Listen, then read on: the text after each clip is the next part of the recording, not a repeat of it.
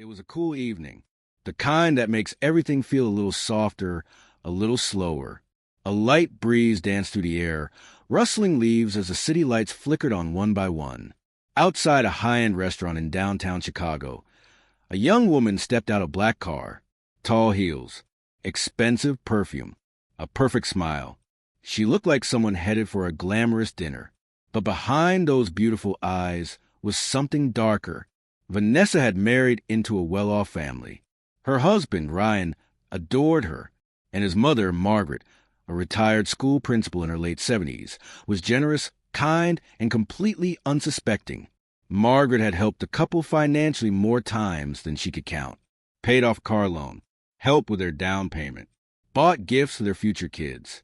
But to Vanessa, it still wasn't enough. She wanted the money, all of it, and she was tired of waiting. So tonight, Vanessa had invited Margaret out for dinner, just the two of them. She picked the restaurant carefully.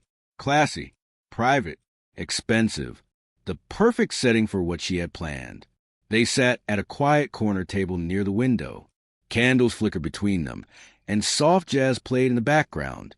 Vanessa laughed, charmed the waiter, complimented Margaret's dress. She ordered wine, made polite conversation, and kept checking her bag, where she had hidden a small bottle of crushed sleeping pills. It wasn't poisonous, but it was enough to knock someone out for hours. Her plan was simple. Slip the powder into Margaret's soup, excuse herself to the restroom, and when Margaret passes out, call for help and stage it like a medical emergency.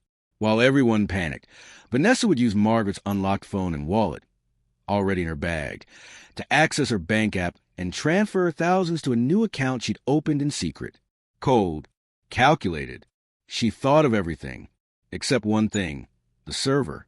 Jake was in his mid-20s, working nights at the restaurant to pay off college loans.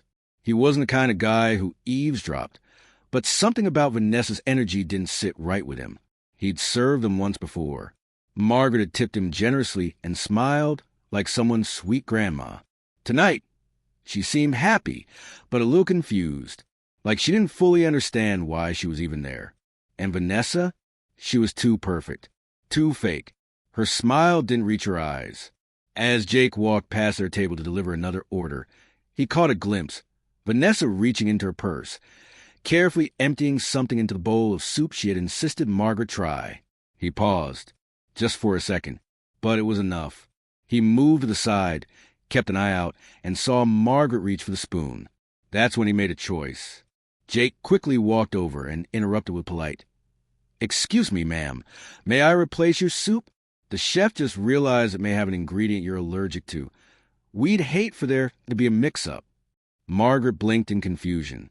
Vanessa looked annoyed just for a second before covering it with a smile. "Oh, that's strange. It's the same one I ordered." Jake didn't flinch. "Yes, ma'am, but we'd rather be safe." He picked up the bowl, careful not to spill anything, and headed straight to the manager's office. Within minutes, the head chef and security were watching the footage from the ceiling camera above the table. What they saw confirmed everything. Vanessa, carefully pouring something into the soup, while glancing around to make sure no one noticed.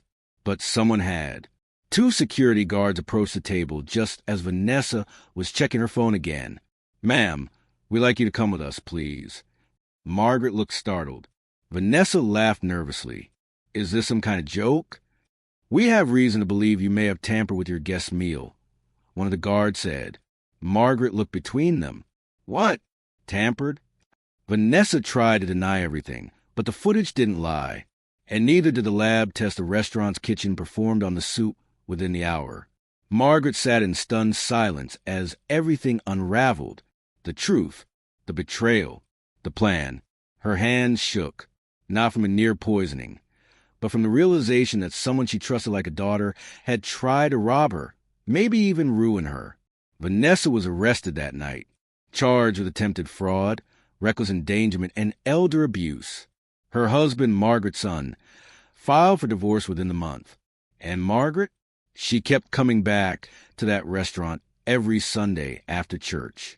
Not for the food, but to sit at that same table. The one where it all happened. Jake still worked there. He never made a big deal about what he did, But every time Margaret saw him, she left him a smile and a quiet thank you. Because one small act of awareness saved her life. Not every monster hides in the dark. Sometimes they sit across from you, wearing a smile, holding a spoon. But sometimes heroes wear aprons and just happen to walk by at the right moment.